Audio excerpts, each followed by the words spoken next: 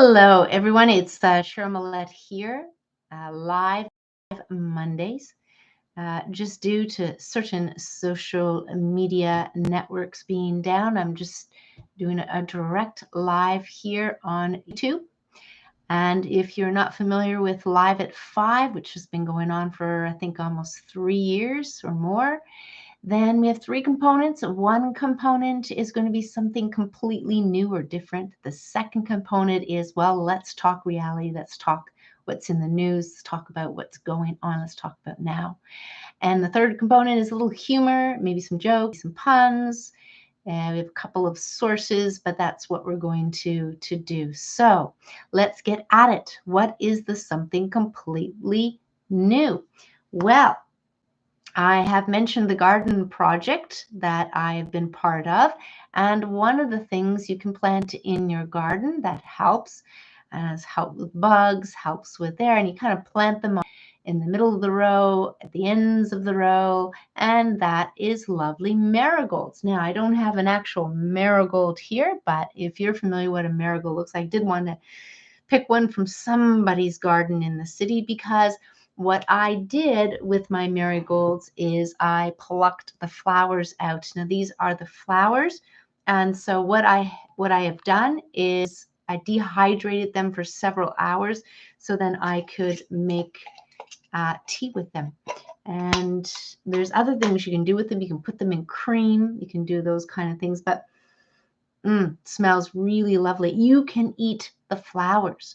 And they have a certain aroma, marigolds that you remember. And then this is after you pluck the leaves out, you have what I'm going to call, not necessarily, no, it's not the bud, but it's the bottom part of the flower. And each flower, each petal is attached to a seed. Now, I'm not sure if these are going to be mature enough to grow. I'm going to wait until they dry out completely. But if you're wanting to, I mean, if you don't have any marigolds and you see a marigold and you see an old flower, dried up flower on the marigold plant, you just pluck that off, take it home with you, take off all the dried leaves. You're not going to use those for tea. They are not going to be the same beautiful color as the yellow or reddish or burgundy. It's beautiful varieties within the marigolds. And then once you've taken off all the little petals, it's kind of like fuzzy there, but every petal has a seed attached to it. So you can easily open it up and take out, there'll be like the top part is white and fuzzy, but the seed themselves, not that I'm going to open, I'm going to wait till this dries, but maybe let's see if there's a dark one in. The bottom part will be like a blackish color. So you can't, and this looks like it's got some black ones in, but what I'm thinking is you really do need to wait until the flower dies off in order to get mature seeds. It's the same with many other plants. You just wait while I'm getting the, I don't know if you can see this, but it's white on one side and blackish on the other side. It's probably a good way to see it there. You can kind of see if I put it against my shirt, you can see it's blackish, but it'll be even darker than that. So again, when flowers come to their end of their that stage of their beauty, then underneath those flowers is typically a bunch of seeds. Rose hips, well, they're inside the rose hip. So it's going to be different. It's like rose hip is the fruit. So you can get the fruits, the seeds are inside. But in the marigolds, well, let's talk about benefits. And I wanted to see if my one herbal book actually had anything about marigolds. And then it was like, no, it's not alphabetical. There's no marigold, but they call it pot marigold for whatever reason. I have no idea. And then I also made some notes too, did a little bit of research on marigold. And interestingly enough, if you just think about the color of marigold leaves, the reddish, the oranges, the yellows, then you can think of beta carotene. You can think of orange carrot, beta carotene. So it has all of that, lutein, carotenoids in there as well. And this is interesting. Again, I've talked about this before. I am really trying to tune into things that are local, not things I have to get from Peru, not things I have to get from Asia or anywhere else in the world. It's looking to get our nutritious foods, herbals, medicines right here, right in the place you're in. And here's marigolds. Marigolds grow very well. And the benefits that they commented here in a couple of articles is cleansing, antioxidant, immune boosting, and reducing our temperature, our body temperature or fever. So, and it protects the digestive system. And I wrote down as a little combination here of uses. Definitely talked about, and when we think of beta carotene, we think of vitamin A or preformed vitamin A. Provitamin A. Retinol, well, that's what I have in the seal oil. That is absorbable under the tongue, whereas these plant forms have to be converted. And that's one thing they don't really bring into some of these articles, because a lot of people who have symptoms and conditions have an under functioning digestive system, a dysfunctioning digestive system. So in essence, so when I say beta carotene, you can think of eye, yes, skin, yes, all the membranes. Vitamin A is all through the body when it comes to membranes. So eye, very much so. Anti-inflammatory, respiratory, yes, why not? That's a huge inner organ membrane is your lung, and then it helps with irregular menses. It helps with, again, I mentioned cleansing earlier, so thinning the sputum, that makes sense. Boost immune system, well, that makes sense. If it's antioxidants, pro supporting the immune system, then they kind of all go together. Fever, rheumatic, healed toothache. I mean, if it's anti-inflammatory, skin, gums, same thing, right? Cure cough, again, that's around respiratory. Again, membranes, mucous membranes. You can see how all of these come together.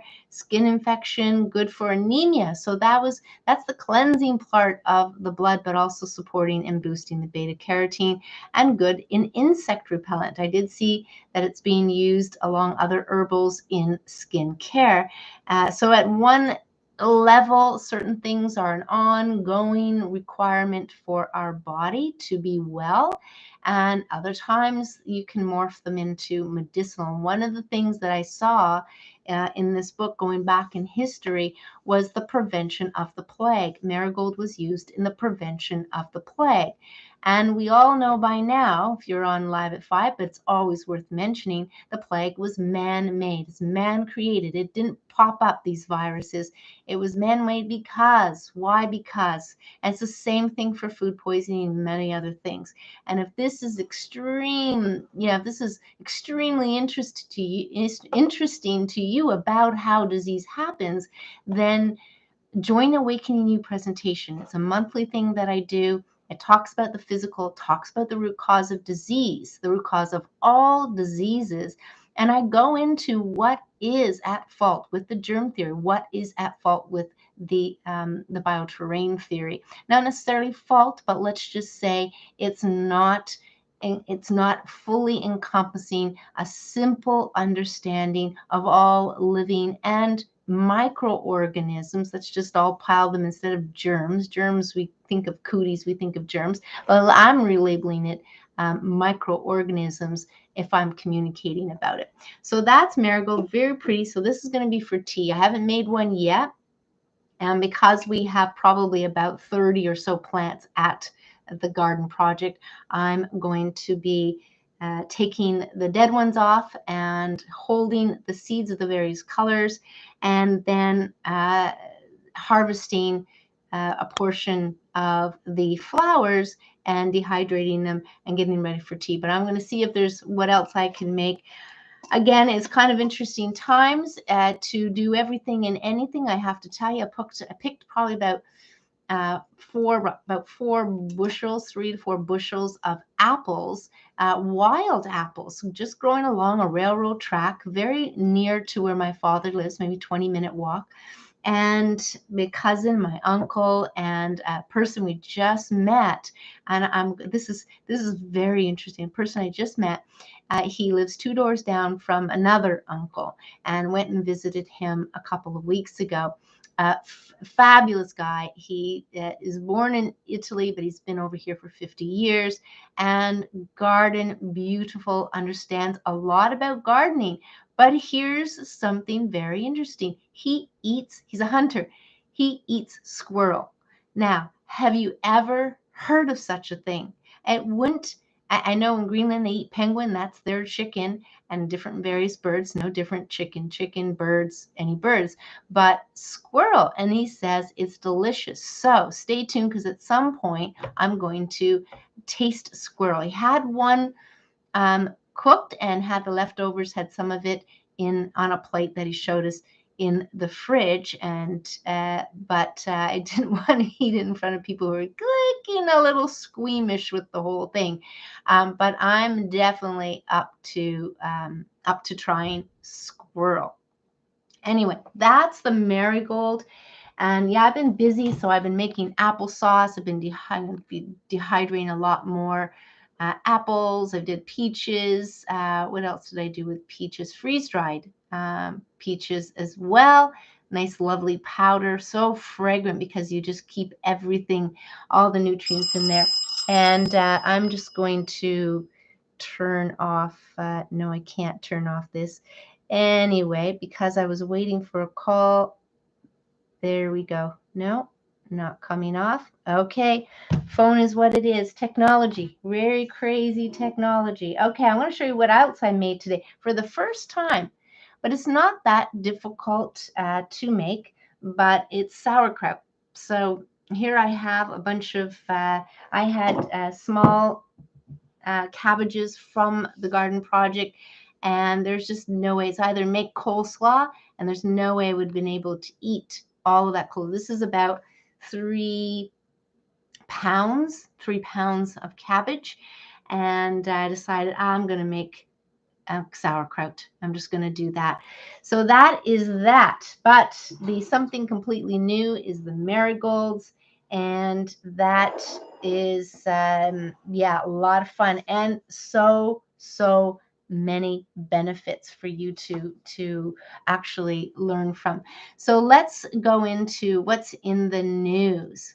Now, I think some of us are familiar with the toilet paper issue that happened at the very beginning. The toilet paper, remember, just a little bit of mention in the news, and next thing you know, you have a large, large number of people, or enough number of people that go out, and all of a sudden, it's things are empty.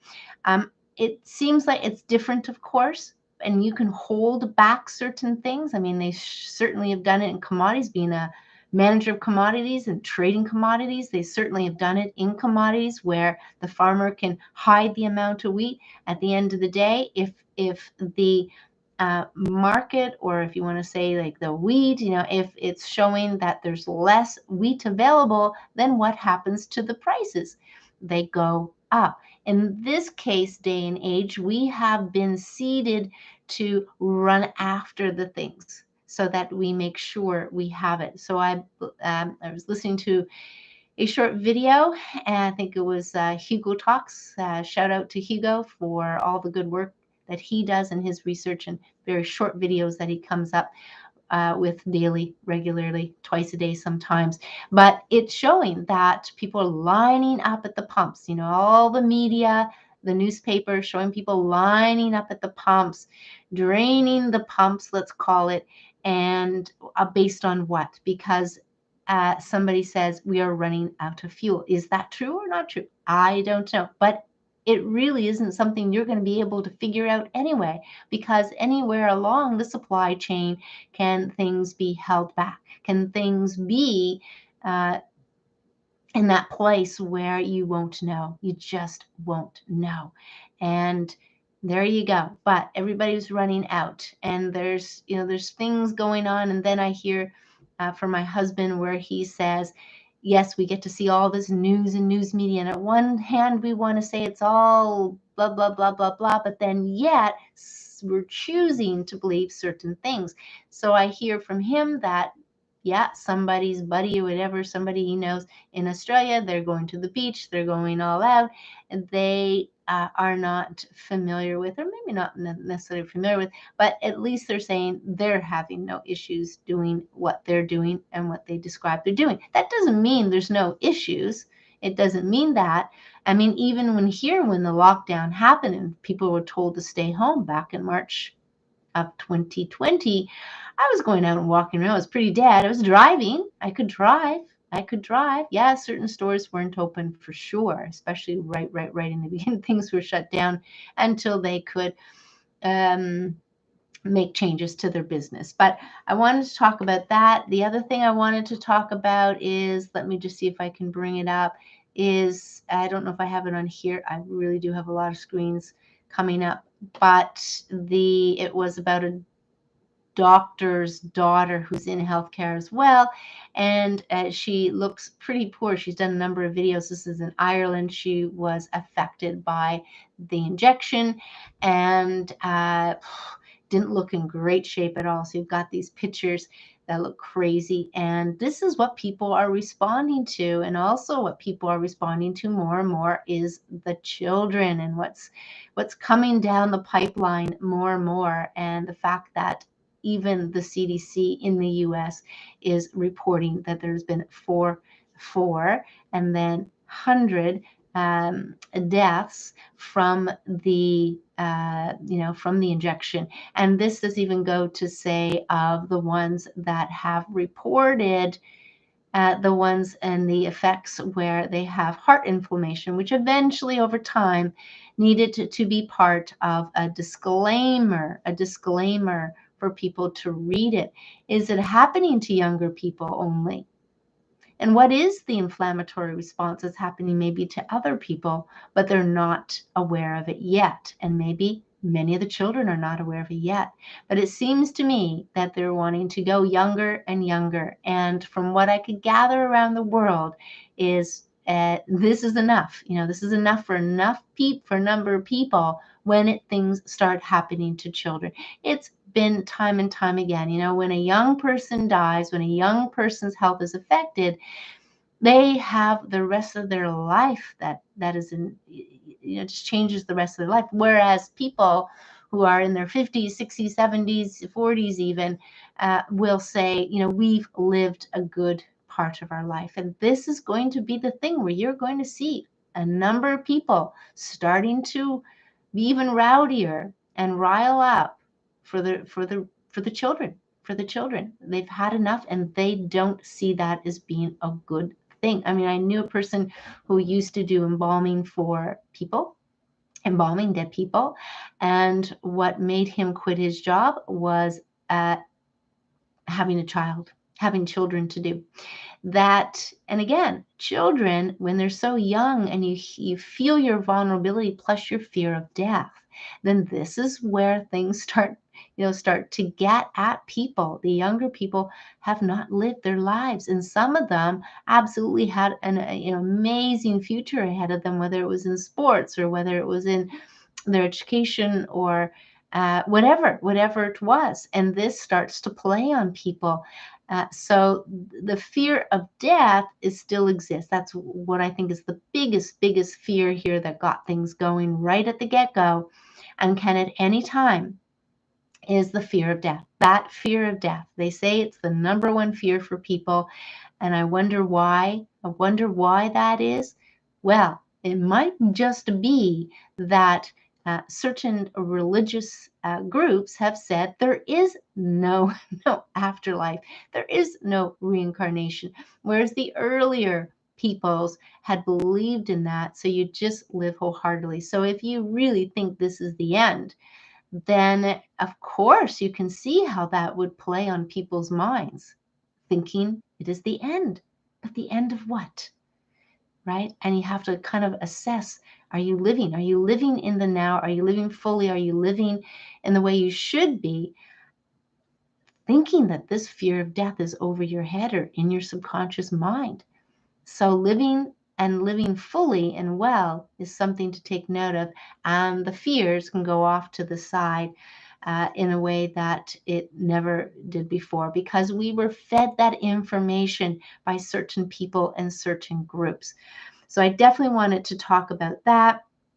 And the other thing I wanted to, I'm going to see whatever I have up here, but the other thing I want to talk about is you and other people as well have now, whether it's in Canada or you're somewhere else, you have your politicians, your local politicians, perhaps you've got your school board trustees, you have all these people. So I'm being guided to actually create an email group. And what I want to do is on a regular, I want to say daily, send information to this group. So this would be Ford, Premier of Ontario. This would be my local MPP. I have a daughter still in high school, so the trustee, the maybe the head of the TDSB. I'm going to just put together several emails.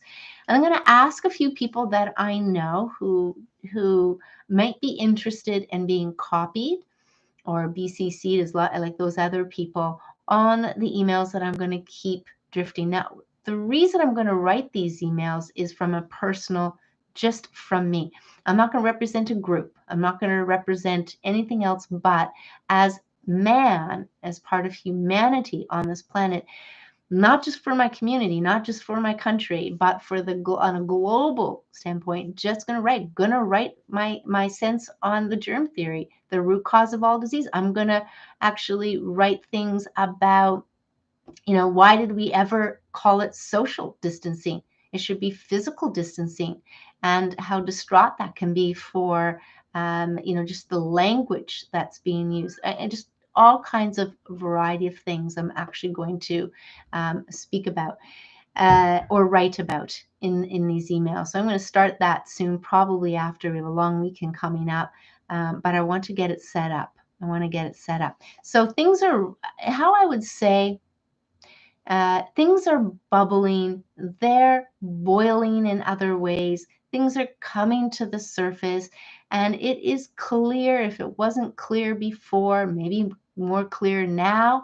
And if it wasn't clear 10 years ago, or 20 or 50 or century or so ago, to be present today and understand just how dysfunctional things have been in the world that created poor economics, that created politics, that created religion groups, that created all these other groups that seemingly are bringing the leaders together in the world, the UN, the World Health Organization, the Global Economic Forum, and any other groups that almost lead us to believe that they know better than us. The education system, there's so much dysfunctioning happened at all the levels, pulled people apart, or that they didn't hang around, or that you didn't have enough time with your children because now both parents were working hard for what?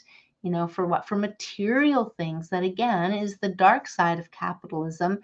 All of these things that you have, that you learn, that doesn't give you happiness, or doesn't give you feeling like you belonging, and the love and the attention. I mean, people's dysfunctioning, it shows up in all the ways it does: unhappiness, drugs, sex, all the addictions, alcohol addictions, depression, and all the labels of the mental illnesses. All of these things are showing up because there is a lot of, how would I say it, thinking that doesn't serve our true selves, our true nature, our true nature. And this is kind of the crux of it. I did want to bring up, let me just see if there was something here that I also wanted to bring up.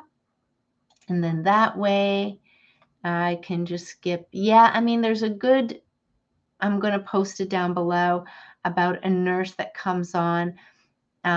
Stu is his name, and he has his show on Rumble, and he's had a number of really good people that talk on it. Stu Peters, and this is a nurse who's had enough. And again, I've been telling people that all this time, as things happen, it is helping people wake up more and more in their circles, in the people that they meet, their friends, their family. And as things continue on, how can you believe things to the degree that you know? I mean, when you have that knowing, because you have that full on experience like this nurse did, you really get to see how things are working. You really get to see it in its, how can I say it, travesty in some ways, what's going on in the medical care. They want to call it medical care, and in some times I want to call it harm care, because, and again, I don't really think people know enough about what's going on and know enough, or the medical's not teaching the doctors enough about how the body works, but not that you can definitively give it a pill and know how it works, but just how things work and why we have sickness to begin, which is Awakening You presentation will really, again, it's been my journey to get the truth. It's been my journey to go, what is, I'm just got this right brain and left brain going. Just tell me the truth, just tell me the truth. And it's got to be simpler than what most people make it out to be. And the stages of disease, 7 stages of disease, this is from 100 years ago, a doctor who actually, Dr. Tilden, not stepped away from medical, but on one hand, he was looking at things with a different perspective, a different attitude, because he could see things weren't working on the other hand, and he had to do it privately because of even 100 years ago, the way they were shunning doctors for their alternative and desires to kind of treat the whole body and treat the whole person and all that kind of stuff. Now it's like a lineup in, 5 minutes out, 5 minutes in, 10 minutes in, and there's no time. And possibly why doctors are doing that is because they don't get paid enough. And it's forcing them to do that. Or perhaps there's some rules on that they have to do that they cannot take the time to actually talk and get to know their patient. So this is, shifts and continue to shift in not a good direction. However, I do understand that people are people and they don't have to buy in 100% into their profession. They don't. So there's always going to be scenarios. It's not black and white. Not black and white. So I wanted to mention about that nurse, and I'll definitely post that up. And as it goes, IAWESOME, the Academy of Universal Self-Mastery, that's going through its transition as well over the next, I guess, over the last 18 months, and its introduction. And when I'm seeing certain things come up, and then the transitions and having to change, well, that is the way things can work. Change, evolving, that's change, transforming, that's change, changing directions, that's change, seeing things differently, that's change in attitude. So change is here to stay, but somewhere in the language of our world, we have seen change as a bad thing. And flip that upside down and welcome change and understand that change is happening all the time anyway. Is happening from you're changing your clothes every day, as simple as that. But change, it has to happen. It just is. It's just part of the evolution. It's part of not evolutions and Darwin's evolution, but the moving forward, change. So as people get to see what's going on more and more in this world, they will have a change of mind. They will have a change of heart, and there won't be so much division. As I'm in that bucket. I'm in that bucket where you could label me a few different things. From just not having had this, so there's a few labels that could come about, and whatever. I'm not going to take it personally at all. And I'm happy to speak up when need be, because, division is not fun. Division we can understand, and people are doing the best that they can. And they're coming at it from different angles from what they believe. Remember, it's not a knowing. They're believing what the leaders are saying. They're believing what the media is saying. And this is where, yes, kindness, compassion, and all of that comes into play. So that's that. I did want to talk a little bit about Awakening You. It's Monday, Tuesday. I changed it from a one night. I wanted to see how 3 hours would work, but there is some additional things I wanted to say about some of the topics if I had time.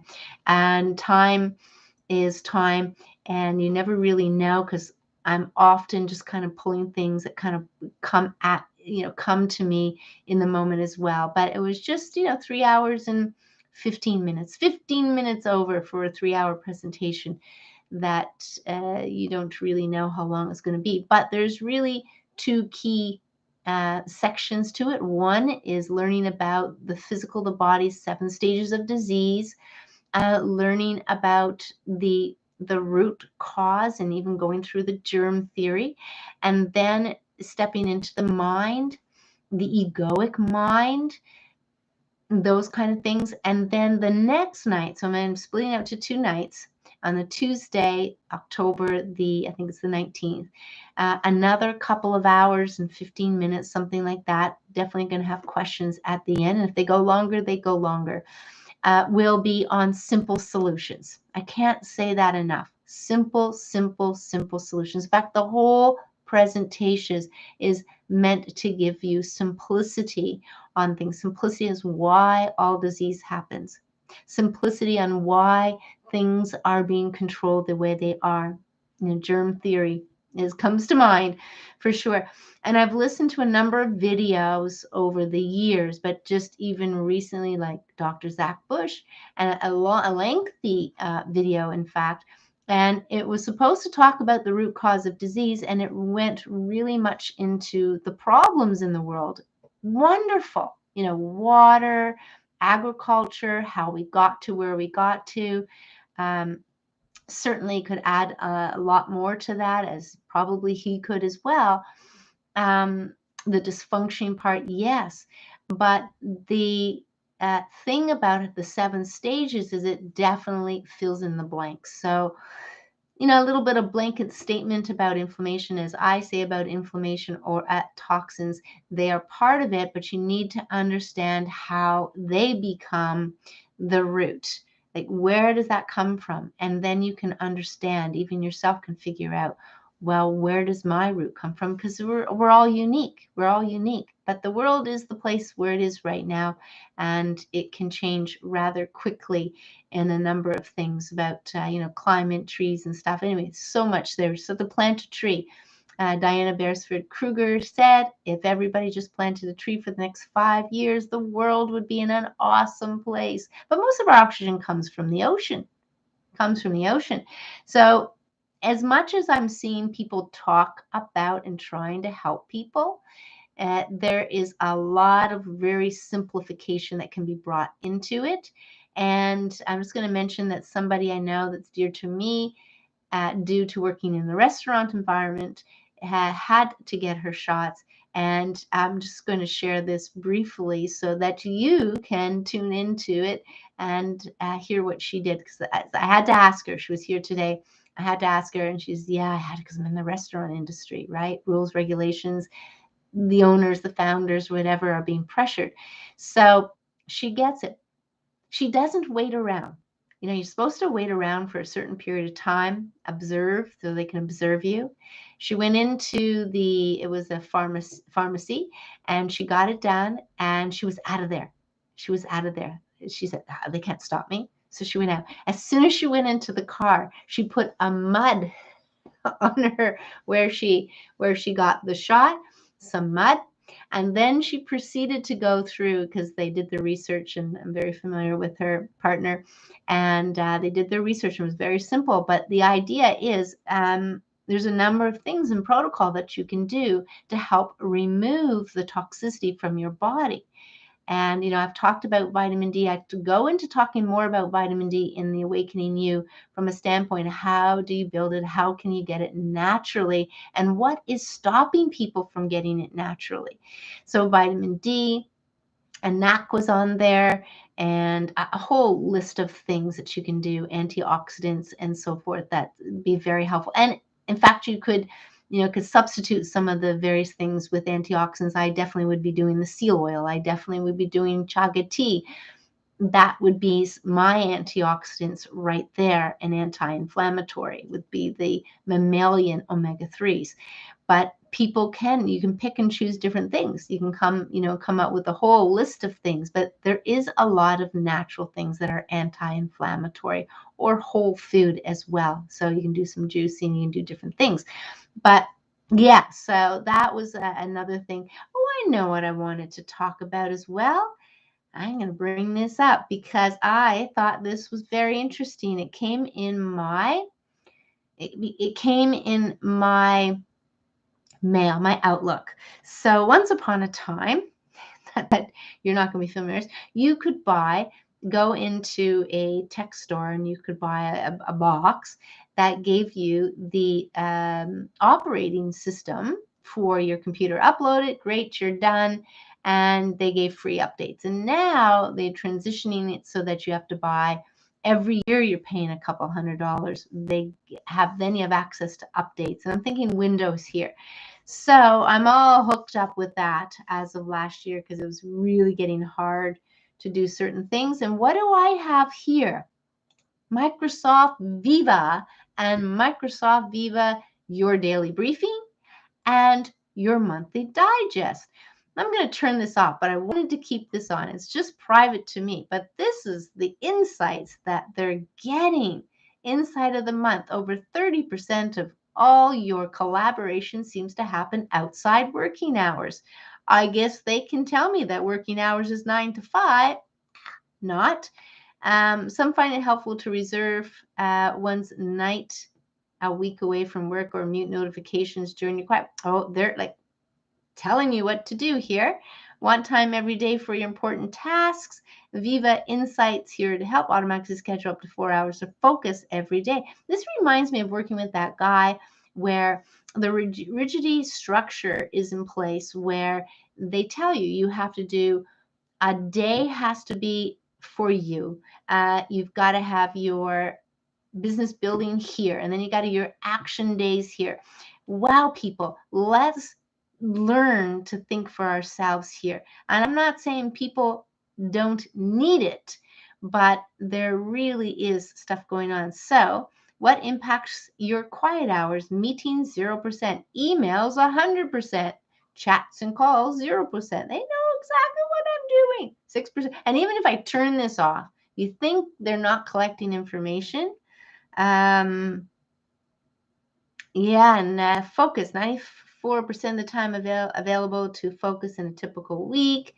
Yeah, and then the daily one, which I have been getting for a couple of months. I don't always look at it and usually delete it.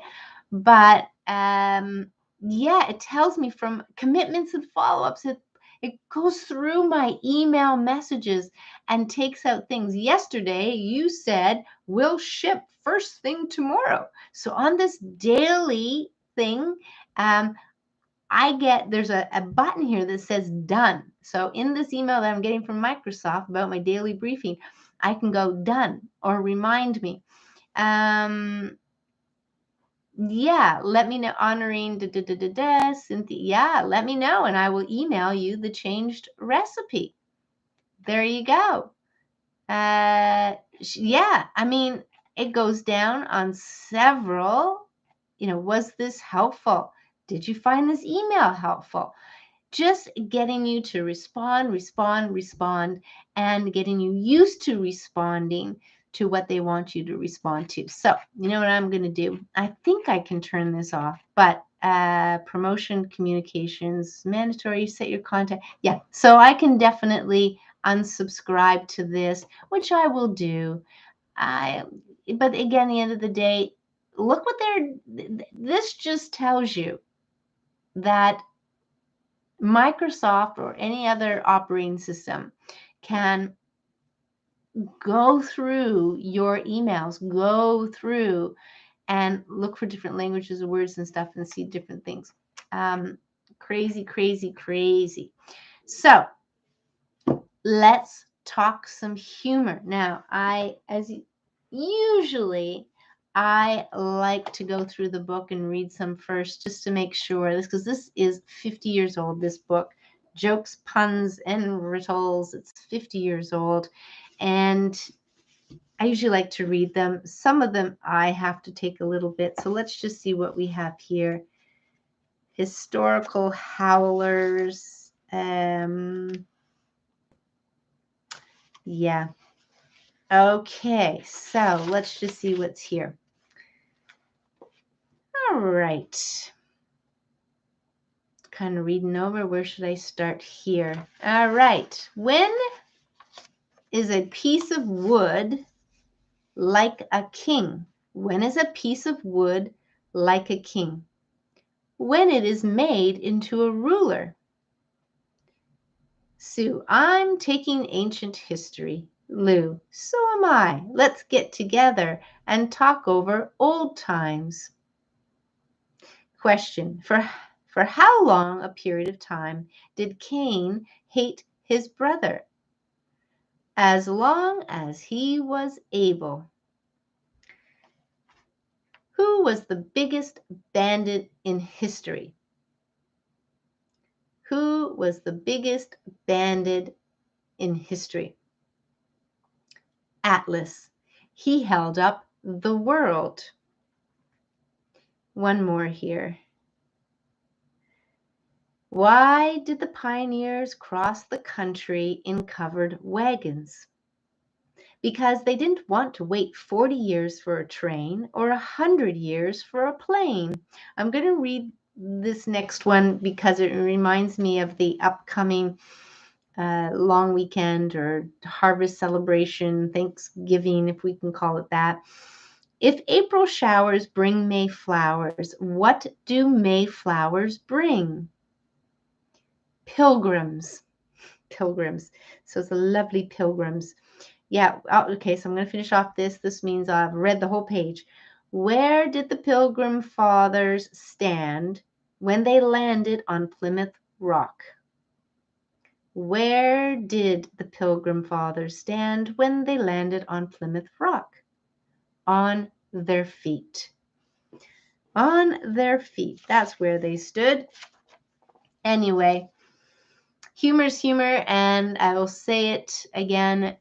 More, whether you do or you don't, it's obviously your choice, but fear into fun, move fear into fun, and bring fun more and more into your day again, because we have been, a lot of people are just watching the news, rightfully so. We've been programmed to watch the news, although I really haven't myself.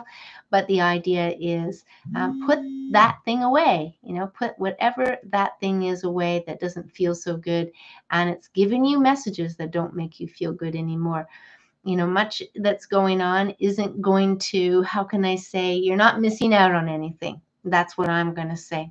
You've got lots before us. We all have lots before us to do. And I know I'm creating wonderful distractions, although I'm really loving this marigold and sauerkraut and all those other things. But yeah, so what can you do to have some fun? Have some fun. So I'm going to end up for now and going to say, thank you for joining me at Cheryl Millett, your host at Live at 5. And until next time, Live at 5 Mondays, just going to try to keep with that. If something really happens grand, then I will come on and do another Live at 5, most definitely. In the meantime, have fun. Enjoy your evening. Until next time, bye for now.